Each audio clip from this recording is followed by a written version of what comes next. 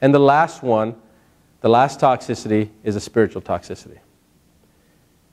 And I'm not going to talk too much about the spiritual toxicity, but suffice it to say that it used to be part of the emotional psychological, but I split it away because a lot of people have an emotional psychological toxicity, but they don't have a spiritual one, or vice versa.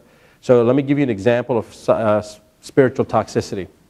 Spiritual toxicity is when you believe what you believe so adamantly that you're willing to hurt somebody else because they don't share the same belief as you. Okay? Do you know that there have been more people killed in the name of God than in any other method or mechanism? So, do you think God has ever said, kill in my name? And yet, every religion does it. You had the Crusades that killed literally hundreds of thousands of people.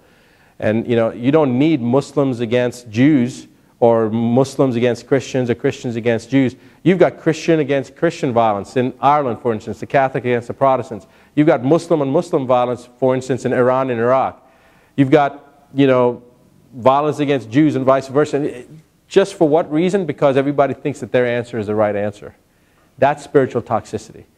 To be truly spiritually enlightened means to accept everybody for what they believe and embrace them with the way that each denomination, each of the religions talk about, whether it's Buddha or Confucius or Muhammad or Jesus or Moses or whoever, they all talked about and preached about acceptance and openness. So, you know, one of my favorite sayings is Confucius said, we should take every opportunity we can to preach and never open our mouths. Okay?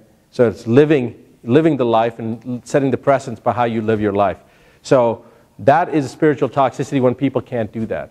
When they feel so compelled that they must drive their point home beyond a shadow of a doubt.